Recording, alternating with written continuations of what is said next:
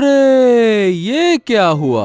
ये किस तरह का मामला है? हमारे गांव में 2 दिन से सूरज डूब नहीं रहा और दूसरी तरफ तुम्हारे गांव में 2 दिन से सूरज उग नहीं रहा। और नहीं तो क्या। अरे तुमको क्या बताऊं, मेरी माँ को है रतौंधी, वो रात में देख नहीं सकती। अब यहाँ 2 दिन से मेरी हालत इतनी खराब हो गई है कि मैं क्या ही बताऊं। माँ घर के कोई काम कर नहीं पा रही क्योंकि रात है और रात में माँ को दिखता नहीं है। वही तो, लेकिन सवाल ये है कि ये हुआ कैसे, ये बताओ। मतलब ऐसा किसने किया? ऐसी घटना तो भैया मैंने पहले कभी ना देखी। कभी ऐसा होता हुआ सुना है क्या? बताओ। हमारे गांव में दिन और तुम्हारे गांव में रात हैं। वही तो, मुझे तो लगता है कि मैं तुम्हारे गांव आ जाऊं। 2 दिन से सूरज की किरण नहीं देख पाया। ऐसा लगता है कि अंधेरे का साम्राज्य आ गया है।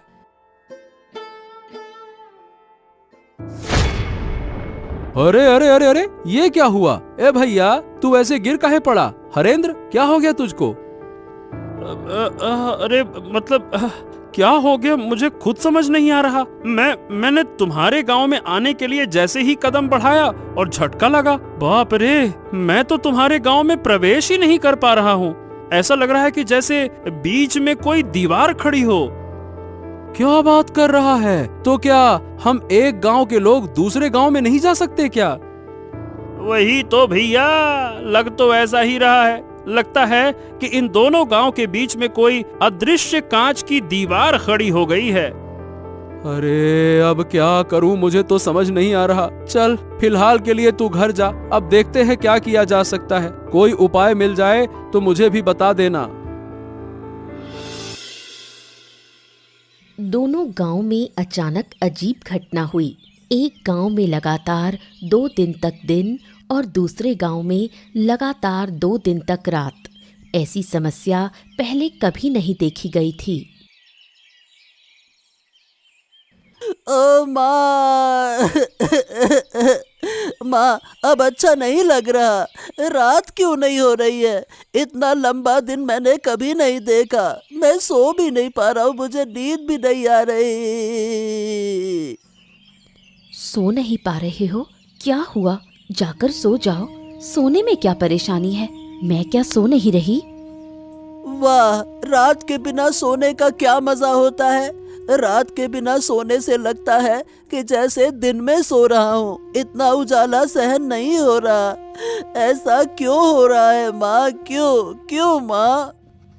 क्या पता किसकी नजर पड़ गई हमारे गांव पर। शायद कोई शाप लग गया है। सुना है हमारे पास वाले गांव में तो 2 दिन से रात हो रही है।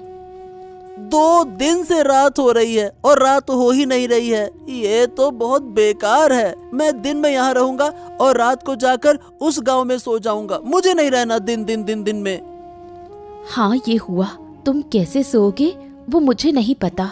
2 गांव के बीच एक अदृश्य दीवार बनी हुई है।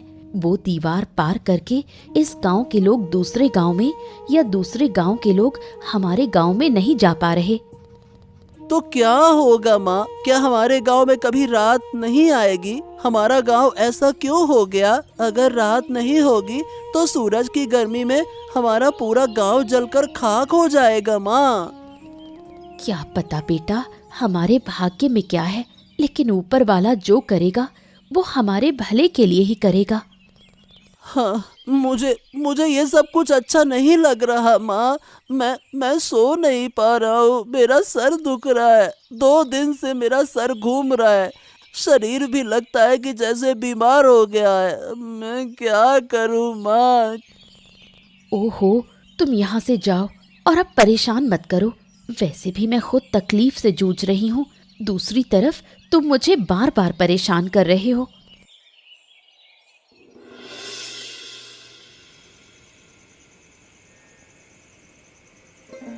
रात के गांव में हरेंद्र की माँ शांता बूढ़ी रहती है, जिसे रात को दिखाई नहीं देता। इस वजह से अब जब गांव में रात हो गई है तो शांता बूढ़ी काफी मुश्किल में पड़ गई है। हरेंद्र, ओ हरेंद्र, कहाँ गए तुम? यहाँ आओ, मुझे बाहर ले जाओ। मुझे कुछ भी नजर नहीं आ रहा।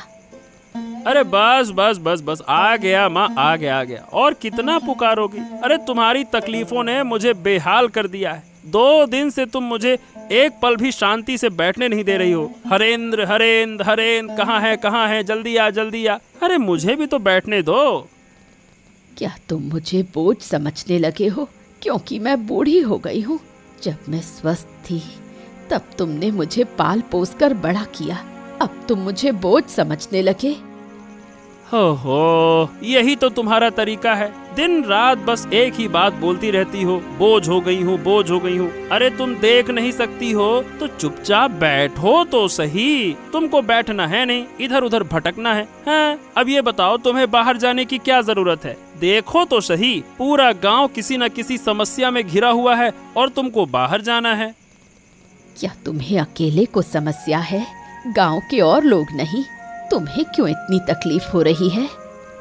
ऐसा है अम्मा कि मेरी तरह किसी के पास ये रतौंधी वाली माँ नहीं है जिसे लेकर वो परेशान हो।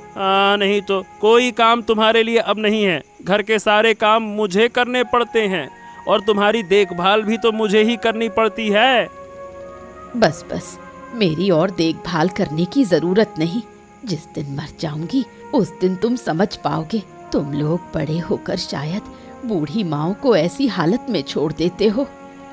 ओहो, बस। अब ऐसी बातें मत करो। चलो बताओ कहाँ जाना चाहती हो, मैं तुम्हें लेकर चलता हूँ। फिर खाना भी बनाना है, तुम्हें खाना देना होगा, फिर बर्तन साफ करने हैं, तुम्हारा बिस्तर लगाना है, बहुत सारा काम है। चलो जल्दी बताओ कहाँ जाना है।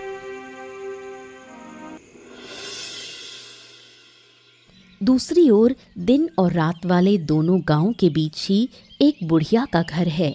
बुढ़िया और साधु के बीच काफी बातचीत है। क्या काम किया आपने? आपका तो जवाब ही नहीं। मुझे तो विश्वास ही नहीं था कि आप ऐसा बड़ा काम कर पाएंगे। मैंने पहले कहा था कि मेरी शक्ति पर संदेह मत करना। मेरी शक्ति के बारे में किसी को अंदाजा भी नहीं है। पहले जितना संदेह था अब वो भी खत्म। एक गांव में लगातार दिन और दूसरे गांव में लगातार रात कर देना, बड़े बड़े साधु भी ऐसा नहीं कर पाते। तो बताइए, क्या आप खुश हैं? अगर खुश हैं तो अब मेरी फीस मुझे दे दीजिए। मैंने यूं ही रिस्क लेकर ये बड़ा काम नहीं किया। अरे, आपके पैसों को लेकर मैं भाग थोड़ी ना जाऊंगी। मुझे तो बहुत मजा आ रहा है। दोनों गांव के लोग कैसे बेहाल हो गए हैं। मैं आपको जरूर पैसे दूंगी, साथ में इनाम भी दूंगी। आपने मुझे खुश कर दिया। फिर और क्या कहना है? किस्मत अच्छी रही कि आप मिली, तभी तो मुझे ऐसा काम करने का अवसर मिला, वरना यूं ही किसी काम से लाभ नहीं होता। ये सब मैंने सोचा था। मैं चाहती थी इन दोनों गांव को सबक सिखाऊं। अब आपके जरिए मैंने अच्छे से सबक सिखा दिया। अब देखिए धीरे धीरे क्या होगा। दोनों गांव तबाह हो जाएंगे। दिन के बिना रात नहीं बन सकती।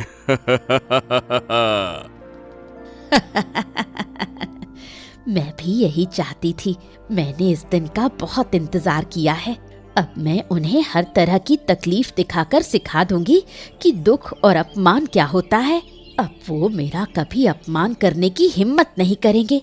मैं चाहती हूँ कि इन दोनों गांव के बीच सिर्फ मैं बची रहूं और कोई ना रहे। अरे बेटा, अरे रुक जाओ बेटा, इस तरह से क्यों दौड़ते हो? क्या हो गया? अरे रुक जाओ, गिर जाओगे। बेटा रुको। पिताजी पिताजी, मुझे एक बड़ी बात पता चल गई है। मैंने दिन और रात की असली वजह जान ली है। पिताजी, अब आप कुछ उपाय निकालो, वरना दोनों गांव वाले मर सकते हैं। अरे बेटा शांत हो जा। हाँ, अब ये बता क्या हुआ, कैसे जाना तुमने, बता मुझे। पिताजी, हमारे दोनों गांव के बीच में उस बुढ़िया का घर है ना, वही बुढ़िया जो गांव वालों से बात भी नहीं करती। ये सब कुछ वही करवा रही है। क्या? ये क्या कह रहे हो तुम? क्या सच में ऐसा है? पर ये बताओ, तुम्हें कैसे पता चला कि वो करवा रही है? अब मैं सच कह रहा हूँ पिताजी। मैं थोड़ा क्या है कि बाहर गया था तो बुढ़िया के घर से ना हंसी ठहाके की आवाजें आ रही थी। मैं चुपके से गया, मैंने सब कुछ सुना और देखा कि बुढ़िया ना एक साधु के साथ में योजना बना रही थी। पिताजी, जो करना है अब जल्दी कीजिए। मुझे लगता है कि वो साधु ना बड़ा शक्तिशाली है। ओ, अब जब सब कुछ खुल ही गया है तो उस बुढ़िया को छोड़ना नहीं चाहिए। वो जिद करके हमारे विनाश की कोशिश कर रही है ना। वही तो, पर ये समझ में नहीं आ रहा पिताजी कि वो ऐसा कर क्यों रही है। मतलब वो हमसे गुस्सा है क्या? और गांव वाले उससे बात क्यों नहीं करते? हाँ, ये सब बातें जानने के लिए अभी तुम बहुत छोटे हो बेटा। चलो मैं जाता हूँ, हरेंद्र से बात करूंगा, फिर हम दोनों मिलकर बुढ़िया के घर जाएंगे और समझाएंगे। नहीं तो इसके अलावा तो कोई और उपाय नहीं दिखता। वही तो पिताजी, जल्दी कीजिए। मुझे उस साधु पर भरोसा नहीं है। बहुत ही बेकार हंसी हंसता है वो पैसे लेकर चला गया और यकीन है कि वो वापस आएगा।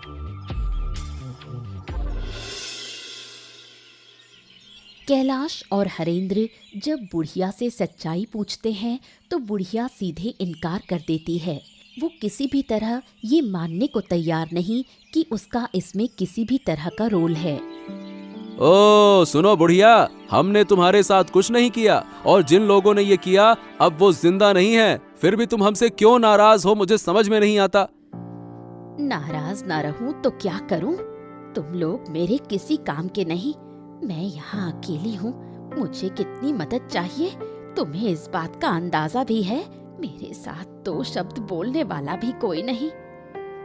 ऐसा है कि लोग तुमसे बात इसलिए नहीं करते क्योंकि तुम गुस्सैल हो, तुम्हें गुस्सा बहुत आता है। गांव वाले तुमसे डरते हैं, इसीलिए कोई तुम्हारे पास नहीं आता। पर इसका मतलब ये नहीं है कि तुम हमारे गांव को नुकसान पहुंचाओ। तुमने किया या नहीं किया इसका राज खुल चुका है, हम सब जान चुके हैं, इसीलिए इनकार मत करो। तुम लोग मेरा बार बार अपमान करते हो, मुझे बदनाम करते हो। इसका अंजाम अच्छा नहीं होगा। मैंने एक बार सब बर्दाश्त कर लिया। अगर ये सब मेरे साथ दोबारा हुआ तो ऐसा मत सोचना कि मैं तुम लोगों पर रहम कर लूंगी।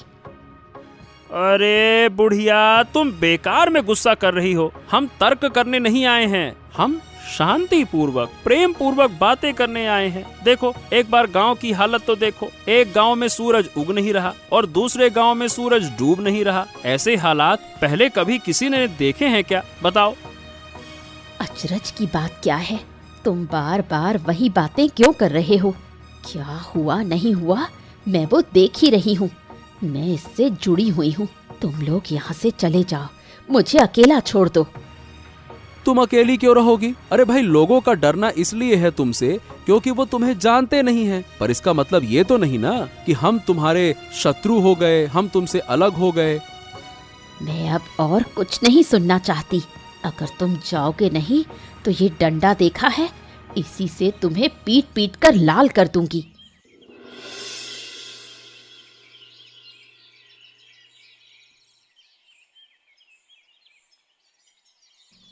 क्या तुम सच में उस बूढ़ी के पास गए थे? रिशान ने मुझे बताया। कुछ फायदा हुआ क्या? हाँ, जितना समझ में आया उससे ये पता चला कि आराध्या, वो जो बुढ़िया है ना, वो दोनों गांव पर बहुत गुस्सा है। इसीलिए बूढ़ी ने किसी साधु की मदद से हमारे इन दोनों गांव के साथ में ऐसा किया। तो क्या इन दोनों गांव को फिर पहले जैसा करना संभव नहीं? ऐसा लगता तो नहीं है। मैंने और हरेंद्र ने मिलकर बूढ़ी को वैसे तो बहुत समझाने की कोशिश की, पर सही बताऊं बूढ़ी सुनना ही नहीं चाहती है। वो किसी भी तरह से हमारी बात समझना ही नहीं चाहती है। सच में मुझे तो डर लग रहा है। अगर ऐसे ही चलता रहा तो गांव में कोई नहीं बचेगा। धीरे धीरे सब कुछ नष्ट हो जाएगा। तुम सब लोग चिंता मत करो, देखना मैं सब ठीक कर दूंगा। वाह वाह वाह वाह वाह, सुन रही हो इसकी बातें? हम यहाँ इसके पिताजी कुछ कर नहीं पा रहे, उन्होंने हमें लाठी से खदेड़ दिया, अब ये जाकर ठीक करेंगे। क्यों महाशय? तुमने भी ना इस लड़के की बात मान ली है। इसे इन चीजों की क्या समझ? उसने जो कहा वही बहुत है।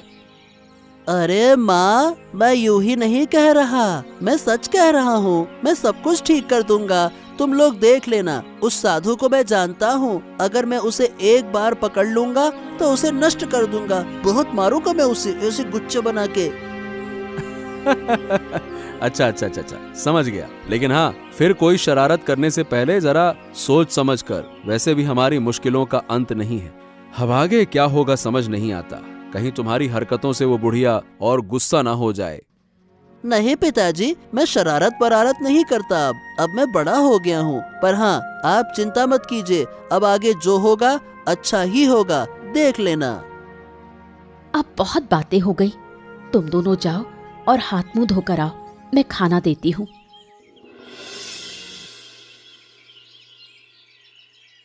अरे साधु बाबा, आइए आइए बैठिए।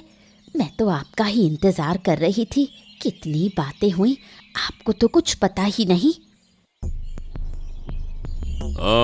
क्या बात है? फिर क्या हुआ? कोई नई कहानी हुई क्या?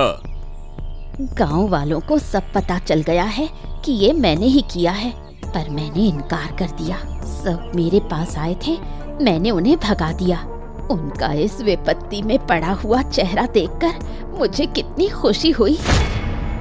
ठीक है, तुमने इनकार किया, ये अच्छी बात है। लेकिन पर जब लोग शक करते हैं तो बिना कुछ जाने, बिना किसी वजह के शक नहीं करते। कुल मिला के बात यह है कि किसी तरह से कोई हमारी बातें सुनकर गया है। कौन सुनेगा? मेरे घर के आसपास कोई नहीं आना चाहता। वो मुझे डायन कहते हैं, बोलते हैं मैं काला जादू करती हूँ। धीरे धीरे तुम्हारे मन का सारा दुख दर्द मिट जाएगा, है ना? अरे ये मेरा कमंडल कहाँ गया? अभी तो यहीं रखा था। ओहो, मेरे कमंडल में विशेष जल है, कहाँ चला गया? अरे कहाँ गया? मुझे ढूंढना होगा। अरे ए लड़के, मेरा कमंडल दे दे। मैं कह रहा हूँ मेरा कमंडल दे दे। तेरी इतनी हिम्मत कि मेरा कमंडल तू चुराए? मैं तुझे छोड़ूंगा नहीं। उसे पकड़ो, उसे रोक लो, वरना बड़ा नुकसान होगा। हमने जो झूठ बोला है वो पकड़ में आ जाएगा। उसे पकड़ना ही होगा। मेरा कमंडल उसके पास है और उस कमंडल में विशेष जल है। उसी जल से मैं फिर से इस गांव का रात और दूसरे गांव का दिन दूर कर दूंगा। चिंता मत करो। अब क्या होगा? सब कुछ तो फिर से पहले जैसा हो गया। उस बच्चे से कमंडल ले आऊंगा और फिर इन गांवों का दिन रात बदल दूंगा। तुम चिंता मत करो।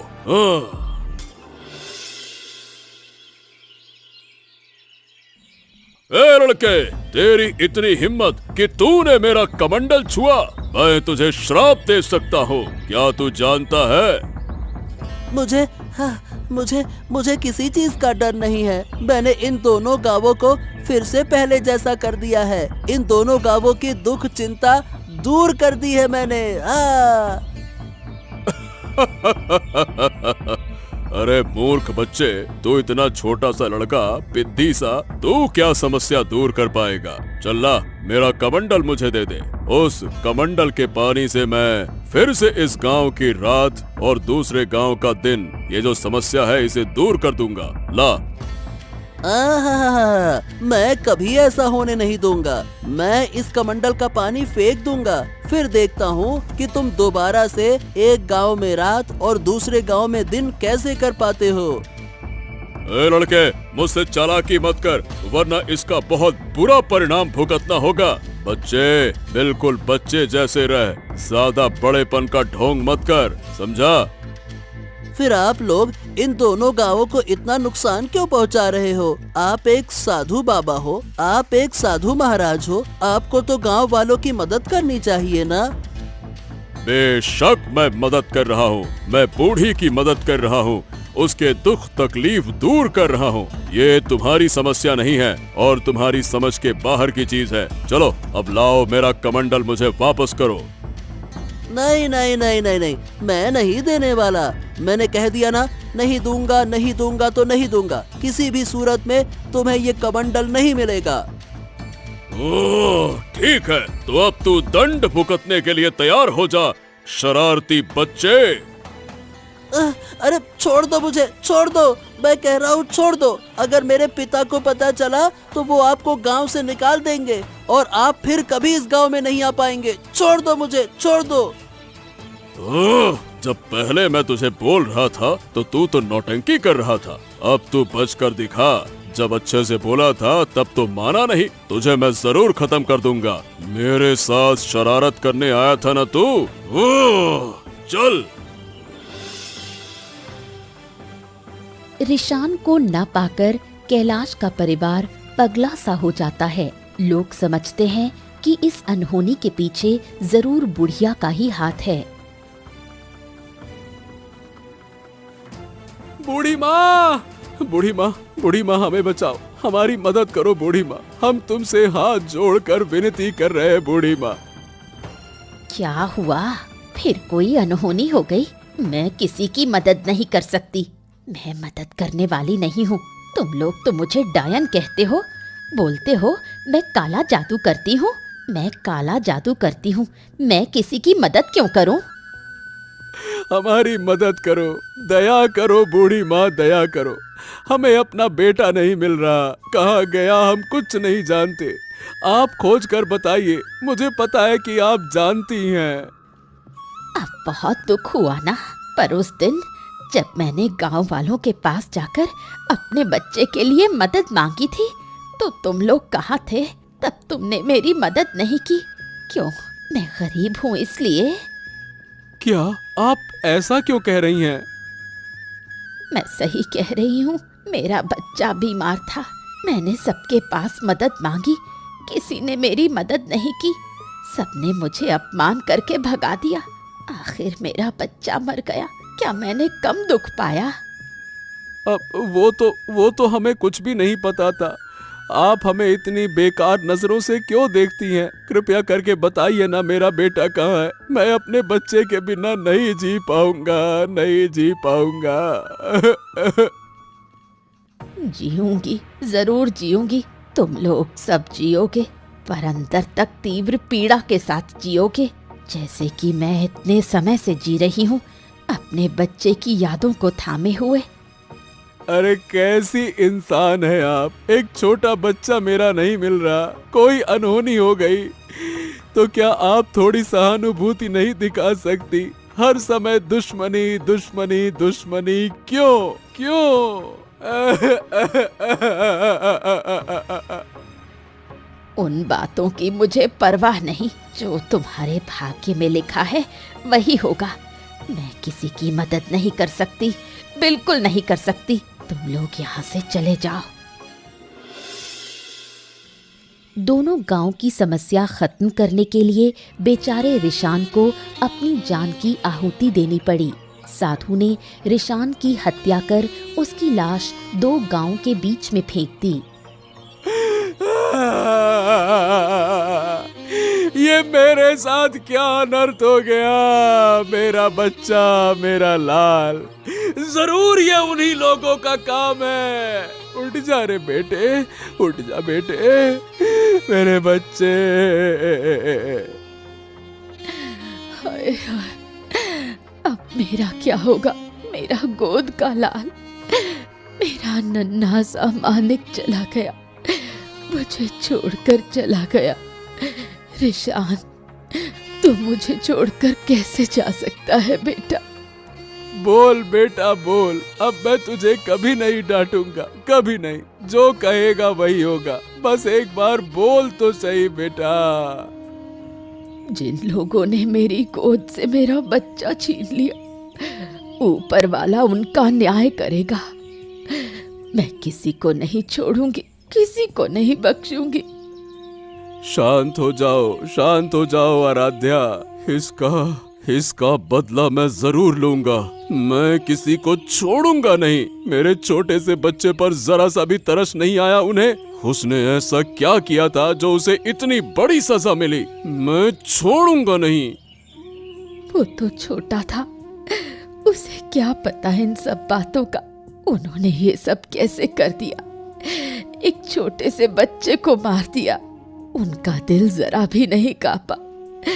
क्या वो लोग इंसान हैं? मैं अपने बेटे के शरीर को छूकर कसम खाता हूँ कि जिन्होंने ये किया उन्हें मैं किसी हालत में माफ नहीं करूंगा। उन्हें सजा जरूर मिलेगी। बस भाई, बस बस बस, चलो उठो, अब हमें आगे का इंतजाम करना होगा। चलो रिशान को, बच्चे को लेकर चलो, चलो।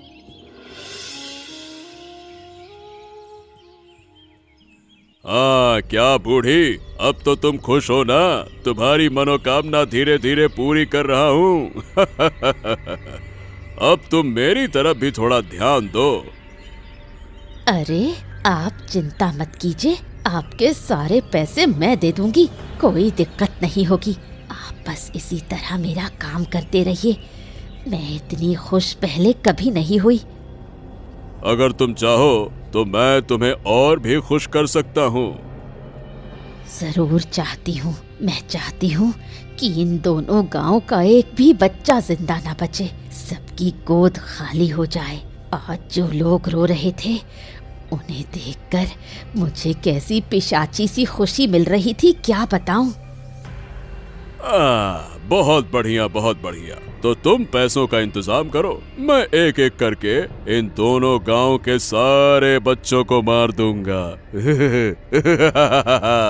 मैं वादा करता हूँ कि इन गांव में एक भी बच्चा जिंदा नहीं रहेगा। यही तो मैं चाहती हूँ, मैं इसी दिन का इंतजार कर रही थी। बेटे, तू ऊपर बैठा देख रहा है ना?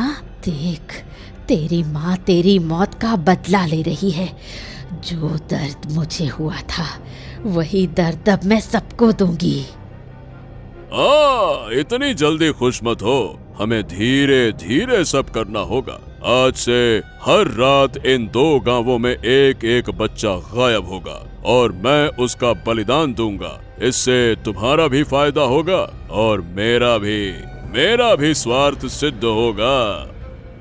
कोई दिक्कत नहीं, मैं हर रात तुम्हें बच्चों को पकड़ने में मदद करूंगी। जरूरत पड़ी तो खुद पकड़ कर लाऊंगी। सब मुझे डायन कहते हैं, अब मैं उन्हें दिखाऊंगी असली डायन क्या होती है। तो फिर ठीक है, मैं बलिदान की पूरी व्यवस्था करता हूँ। हर रात एक बच्चे की हत्या करनी होगी, तभी मैं और शक्तिशाली बनूंगा। नहीं, अब ये सब कुछ और नहीं चलेगा। मैंने अपने बेटे को खो दिया है। मैं नहीं चाहता कि किसी और का बच्चा ऐसे मरे। बच्चे को खोने का दर्द मैं अच्छी तरह से जानता हूँ। हाँ, लेकिन कैलाश, अब हम करेंगे क्या दादा? वो साधु तो बहुत ताकतवर है, उससे हम लड़ेंगे कैसे? साधु को बाद में देख लेंगे, पहले उस डायन बूढ़ी का कुछ करना होगा। उसका दिमाग खराब हो गया है, बेटे को खोकर पागल हो गई है वो पागल। अच्छा ठीक है, लेकिन हम उसे मार तो नहीं सकते हैं ना? हमने अपने बेटे के शरीर को छूकर कसम खाई है, जिन्होंने ये किया है उन्हें सजा देंगे। उस डायन बूढ़ी से बड़ी सजा और कोई नहीं हो सकती। अच्छा, क्यों नहीं मार सकते? जब उसने मेरे बच्चे को नहीं छोड़ा, जब उसे गांव के सभी बच्चों को मारने का मन हो रहा है, तो मैं भी उस विकृत दिमाग की डायन को मार सकता हूँ। बिल्कुल मार सकता हूँ। खून का बदला खून, बिल्कुल। और मैंने तय कर लिया है, बूढ़ी को मैं जिंदा जला दूंगा। उसके लिए यही सजा सही रहेगी। अगर वो जिंदा रही तो कभी नहीं सुधरने वाली। उसका दिमाग पूरी तरह से खराब हो चुका है। ठीक है, मुझे कोई आपत्ति नहीं है, लेकिन गांव के लोग क्या कहेंगे? एक जिंदा इंसान को जलाकर मार देंगे तो क्या ये ठीक रहेगा? वो इंसान नहीं है भाई, वो इंसान हो ही नहीं सकती। वो एक डायन है, डायन। और डायन को जलाने का आदेश खुद भगवान ने दिया है। अगर तुम मेरे साथ रहना चाहते हो तो रहो, नहीं तो मैं अकेले ये काम करूंगा और आज ही मैं उसके घर में आग लगा दूंगा। नहीं नहीं नहीं नहीं, ऐसी बातें क्यों कर रहे हो? मैं तुम्हारे साथ रहूंगा। ये बूढ़ी हमारे गांव के लिए भी बड़ी मुसीबत बन गई है। अब बस बहुत हो गया, चलो जो फैसला लिया है वही करेंगे, चलो। बूढ़ी के घर में आग लगाने से वो जलकर मर गई। उसके मरने के बाद सब लोगों ने मिलकर साधु को सजा देने का निश्चय किया। साधु, ओ साधु, अरे कहाँ है रे तू? आज तेरे पापों का अंत होगा, निकल बाहर। क्या हो गया? सब लोग मेरे आश्रम में क्यों जुटे हो? क्या तुम्हें मेरी शक्ति का अंदाजा नहीं है क्या? अहंकार पतन की जड़ है, ये बात जानते हैं ना आप? मुझे ये बातें सिखाने मत आओ। मैं साधु हूँ, साधु। मेरी शक्ति असीम है। चाहूं तो मैं अभी तुम सबको समाप्त कर दूंगा।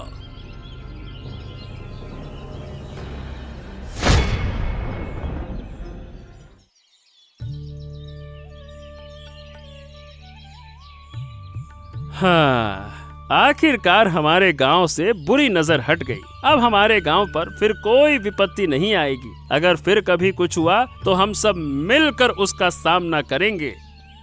हाँ, गांव तो आखिरकार ठीक हो गया, लेकिन मैंने अपना बेटा खो दिया। मेरा बेटा अपनी जान देकर इस गांव को मुक्ति दिलाकर चला गया।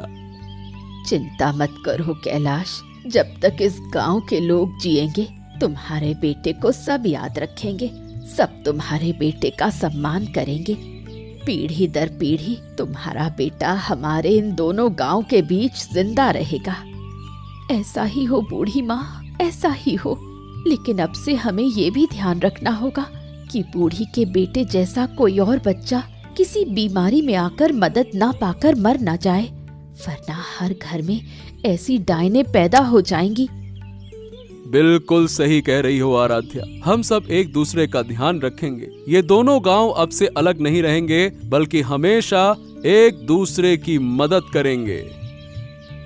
ऐसा ही हो, और मैं अनुरोध करूंगी कि मेरे बेटे के लिए सब लोग प्रार्थना करें। सब मेरे बेटे को याद रखें, सुख शांति से रहें। ऐसे ही मजेदार किस्से देखने के लिए हमारे चैनल को सब्सक्राइब करना ना